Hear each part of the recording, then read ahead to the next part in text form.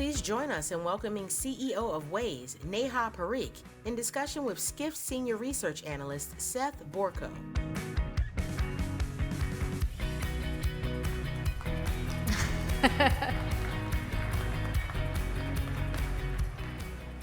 Hello, everybody. Hi. Yeah, thank you for joining us. Thank you for having me. All right, so we have the CEO, the new CEO. New-ish. Newish. A year and a half. CEO of Waze. Does Waze need an introduction? I feel like everyone here in the room, like, raise your hand. Everybody uses Waze, right? Raise your hand if you use Waze. You have Waze and stuff? Yeah, there we go. Nice. Good to see. So people love the product. Tell us about yourself. Like, you have a background in the travel industry, right? Yes. I worked at a brand that some of you may have heard of and be from called Expedia. Oh, Expedia. For 12 years. Small company, yeah.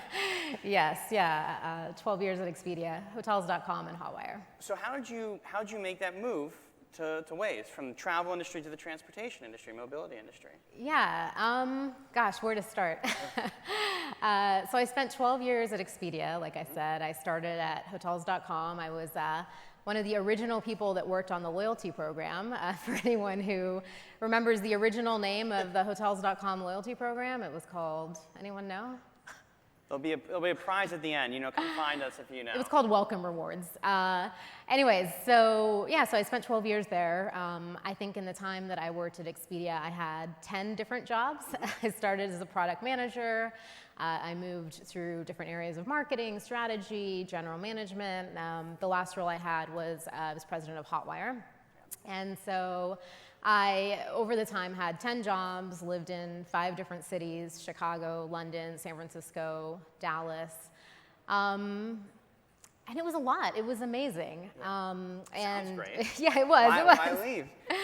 I think 2 things. One, I absolutely loved Expedia, but I knew that I wanted to try something else. I didn't want it to be kind of the only place that I was going to spend a lot of time. So I knew I wanted to do something else. And it was 2019, the summer of 2019, actually spring. And I was starting to think I wanted to do something different. Yes. But I didn't know what, and I wasn't ready to jump into something straight on. And then something happened in my personal life, which is that my father-in-law passed away really unexpectedly. And it was, I guess, one of those moments that we'll all go through, unfortunately. And for my husband and I, it was a moment of, pausing and thinking about the decisions we were making in life. Yeah. And whether we were being deliberate and whether we were really using our time in the way that we wanted to. And so about 2 weeks after my father-in-law passed, my husband came to me with this idea, and he said, hey, if we're gonna retire someday for like 20 years, if we're lucky enough to do that, what if we just took a year now? And I was like, well, what do you mean? And he's like, what if we both quit our jobs for a year? And my first reaction was, that's insane. I've worked for the past decade to get to where I am, and you sort of have all of these insecurities, like, how can you just quit? What will people think? How will you get back on? Will they believe me? So all of that happened, and I realized, though, really quickly that he was right. Like, I didn't want another decade to pass and to look up and wonder where time went. So we both quit our jobs, and I actually took a year and a half off, which was, it was. He thought I would last 3 months, and I learned something about myself, which is I only have 2 speeds, all the way off, like doing nothing, or like all the way on, 150%. And I think when I shut off, like, he was wondering if I would ever turn it back on again. But yeah, a year and a half later, and a lot of thinking about kind of what I wanted, and I got to Waze. Well, you clearly turned it back on. I mean, you've got this incredible position. It's a huge role. I mean, how big is Waze now? So Waze has 150, we just hit a record actually, 151 million monthly active users. Here's a fun stat. So this year collectively, people who drive with Waze will drive 600 billion kilometers. That's just to put it into perspective, because I had to somehow explain what that means. It's 15 million times around the planet Earth. So it's pretty big. It's about 700 people, if that's what you're really asking. No, I'm into measuring companies by orbits around the Earth. I think that's a great way to measure businesses. 15 million then would be the answer. You should do it. And so, you took that time off, you came back. What did you, how did that change your leadership style now that you're stepped into this new role? Oh, that's a great question. I'd love to say I've changed completely, but I think we are who we are. But no, I mean, I think, part of taking that time off was being more deliberate. Yeah. About the choices that we were going to make and how we were going to spend our time. And so one of the things we did was move from California. We were living in San Francisco, and we moved here, actually, so we live in New York now. My husband is from the Northeast, and so it's the first time in 22 years of us being together that we've lived near one of our his family. So it was important for us to be closer to family.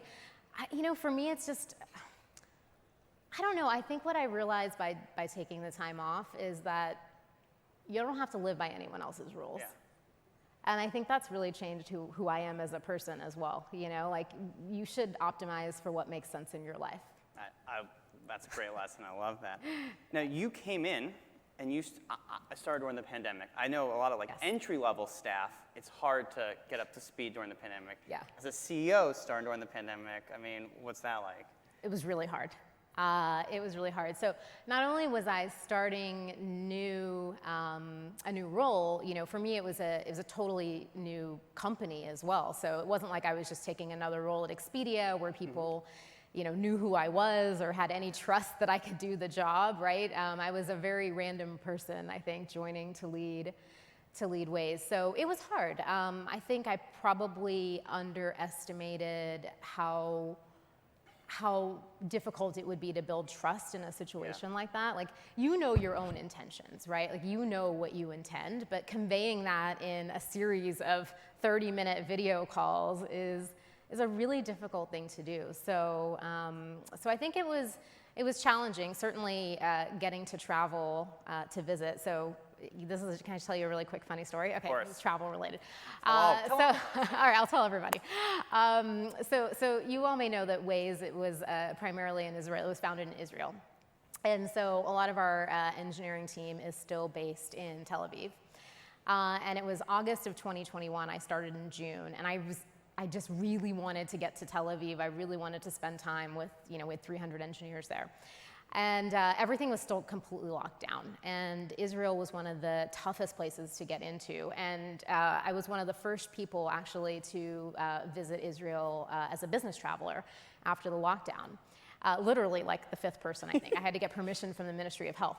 But anyways, it wasn't enough to show a vaccine card there. You actually had to go get a serology test. So I had to go straight from the airport to the hospital and have my blood taken to prove that I had a vaccine, and it just became a joke that I literally gave blood to be with the team. So I thought TSA was a pain. That sounds like a real Yes.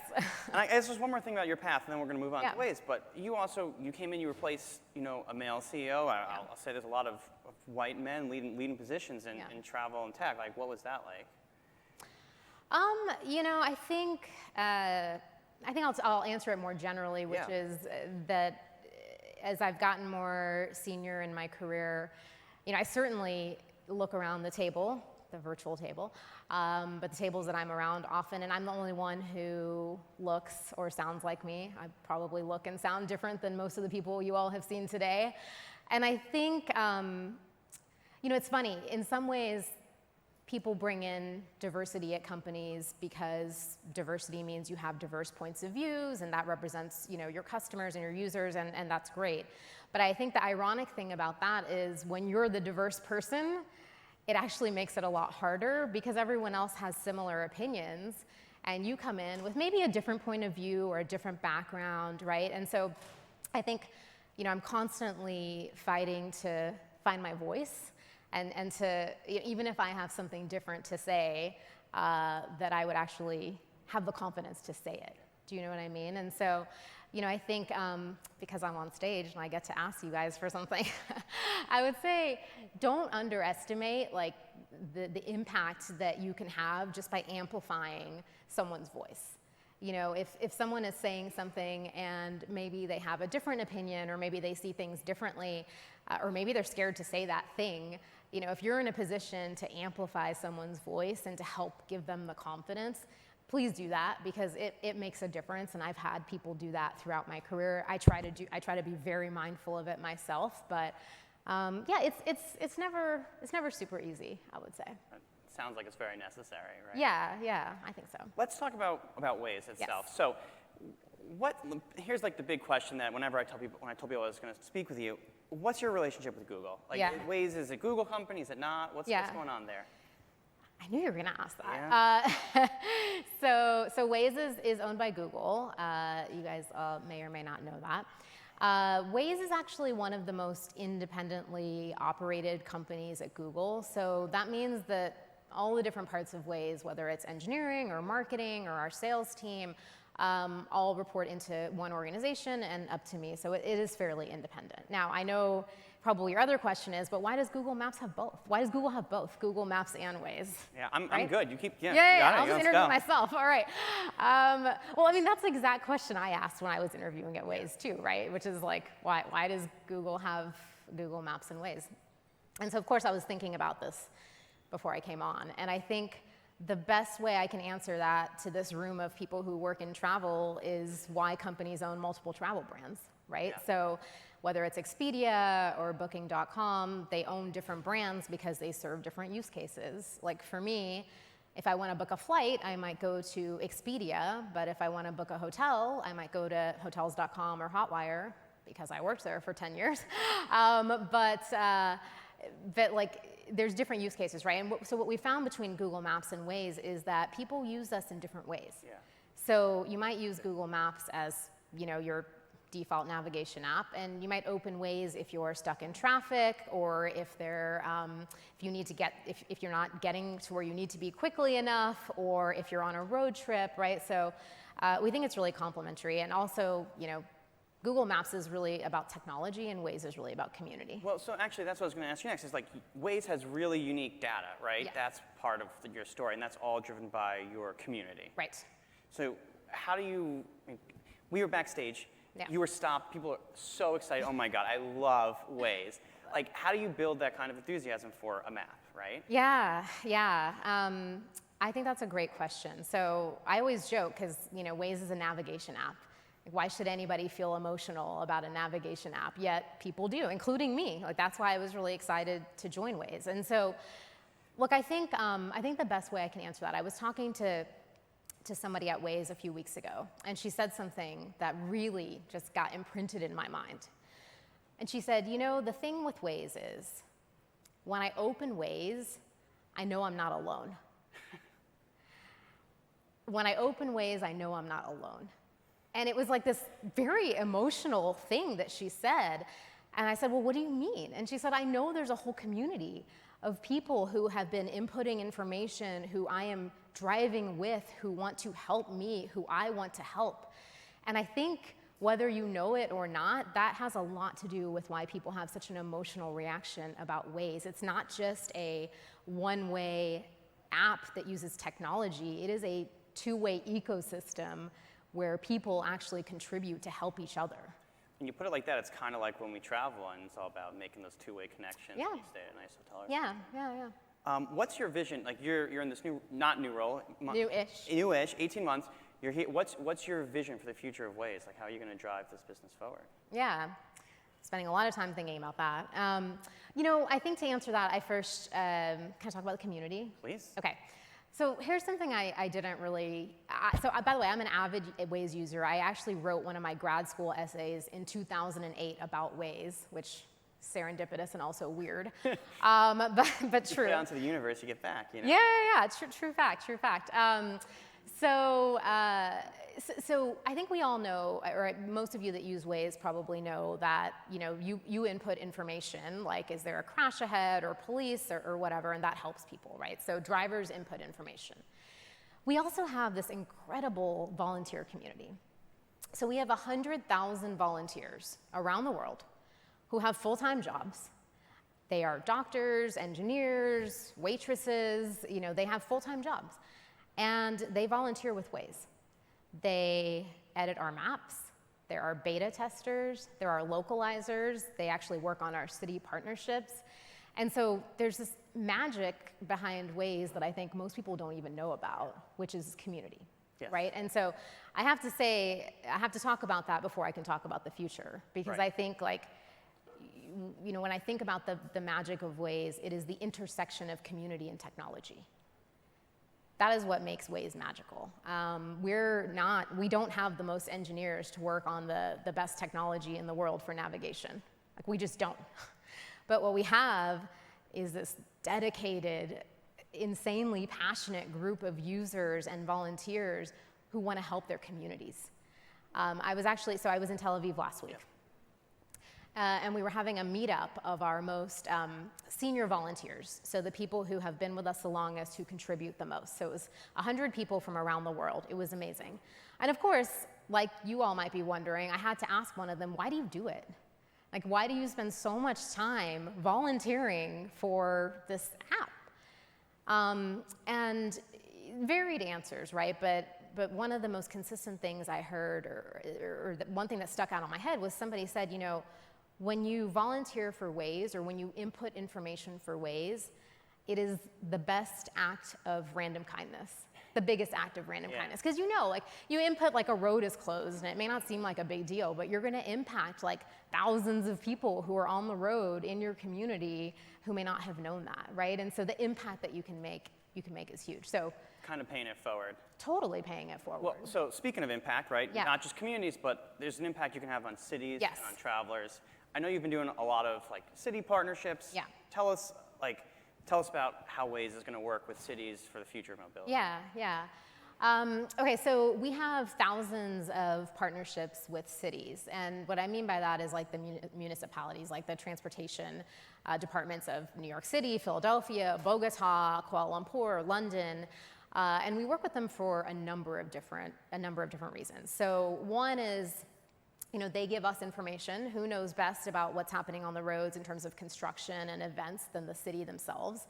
So they give us information. Actually, they feed it into our, you're like, maybe they don't know. Maybe they don't. I know. If we had more time, I could talk about that too. But so they give us the information. They actually feed it in via our community. Our volunteers are actually the ones that often take the information and make sure it gets on our map. So they give us information. We give them aggregate information, right? So we know, for example, what the most dangerous intersection is in the Upper West Side every day, because we have coverage of 70% of all crashes that happen in the United States in real time.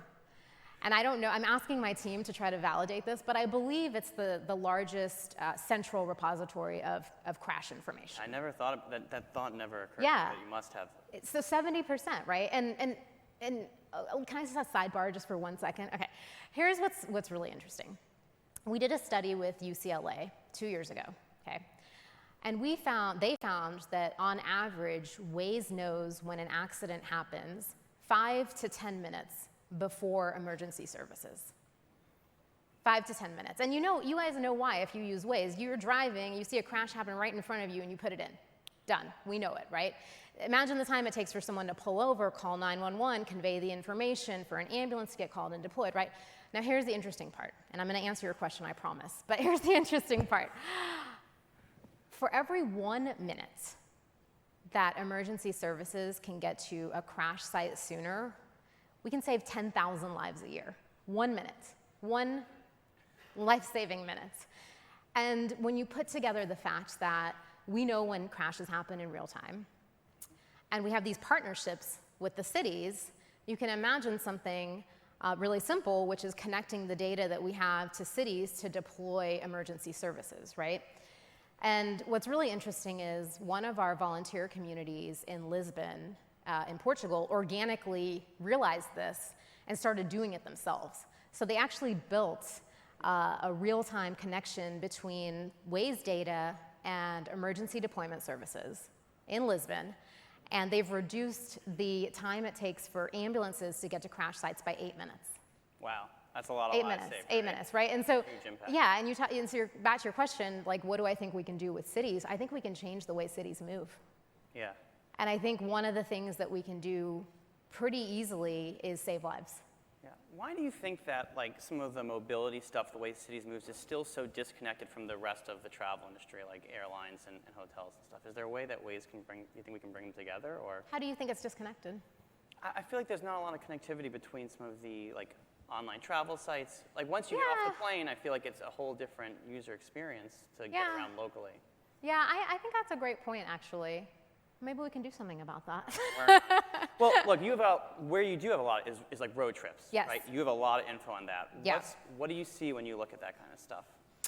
Well, I think what we're seeing, especially, it was probably the same thing all of you are seeing, which is that people are anxious to get back out and do things and live their lives, right? So we're seeing, not only are we seeing more people drive like on the roads than ever before, what's interesting is where they're going is different. So we're seeing a huge increase in people going to leisure destinations, restaurants, hotels, movie theaters. People want to live their life again. Mm-hmm. And before COVID, Waze was primarily an app for commuting, going to and from work. Now we're primarily an app for leisure and for errands. And so, I think, I know Barry Diller was on earlier. I'd be remiss if I didn't use Barry's favorite phrase, which is where there's life, there's travel. Yeah. And I think we're seeing the same thing at Waze. Let's see what Barry Diller would say. Like, where's the revenue? How do we make money from that? Oh man, I just opened myself up to that, didn't I? Okay, how does Waze make money? Well, how you can make money from people traveling to leisure destinations and of that? Well, I mean, I'll talk generally. So primarily today, Waze makes money through ads. And we show people ads based off of where they are, like driving, right? It can be for a coffee shop, for a restaurant, for a hotel. And actually, of course, our partners who advertise with us, they want to know if their ads are actually impactful. Great question, obviously. And what we found is the cost for an advertiser to get someone to navigate to their establishment through Waze is much lower than anywhere else. And it makes sense, right? Like you're already in a car, you're already driving, like your intent is very high, you're going somewhere. So us being able to influence you to stop is pretty high. You want me to talk about anybody here from Booking.com? Yes, okay. So I was just telling Seth backstage that we recently did, so we were working with Booking.com to advertise on Waze, so Booking.com advertising on Waze. What was interesting to me, though, in general, is that you Yes. sell hotels on Waze. Well, we don't sell hotels. We were advertising a link off to go to Booking.com. Yes. Just to be really clear. So it's more of a brand play and a click off, right? But so my team came to me and they said, that the sales team at Waze, and they said, hey, you came from the online travel industry, so tell us, what do you think? Do you think that this will be compelling for a company like Booking.com, having an ad on Waze? And my first reaction was, ooh, I don't know. Like I think online travel agencies are very data driven, right? You want to know that the money that you're spending in marketing actually results in something, and I wasn't sure. I wasn't sure if we were going to be able to measure it, because unlike let's say a coffee shop like Starbucks, we can tell Starbucks how many people we drove to their stores. With Booking.com, you'd have to actually click while you're driving, right? So it's different than navigating to a Starbucks. That is, you can imagine that behavior, right? But now we're asking people stop and click on an ad in a navigation app and then book a hotel. So I was skeptical that this would work. But I said, okay, hey, if they're willing to do a test, that's amazing. Let's do the test. And it was actually great. We saw they were very happy with the results. I have to say I was wrong. People did click on it and people did book, and I guess it goes with the context, right? Road trips. Yeah, road trips, and I think it's just great. It's a great way to just have new ways of thinking about how to advertise travel. Yeah. So I think this is going to be our last question, but I'm just wondering, you have passed the travel industry, you're now in mobility, it's a great through line in your career. What lessons you think are coming about the future of travel and transportation? Like, what's the big thing in your mind? Oh my gosh, what's the big thing about the future of travel and transportation? I mean, or what are you most excited about? Yeah, I'm just thinking. I think a lot of times people talk about technology, right? And this really exciting future that technology is going to bring. Whether in mobility that's autonomous cars, or there's so many big, lofty, ambitious things, and I think it's all going to be amazing. I do. But one thing I've learned at Waze is that there is a power between when you combine people and technology. Yeah. And I think that's something that we will have to keep in mind for the future. I don't have an exact way that comes to life. I think it's an incredible answer. Yeah. I think it's good. That's a good answer. I'm happy. I wasn't sure. No, I actually wasn't. But yeah. Bringing people and tech together feels to me like it's very much at the essence of modern travel and tech and everything. So at the end of the day, especially for people in travel, it is all about people. Perfect. Thank you so much. Yeah. Thank you for you. joining us. Thank you.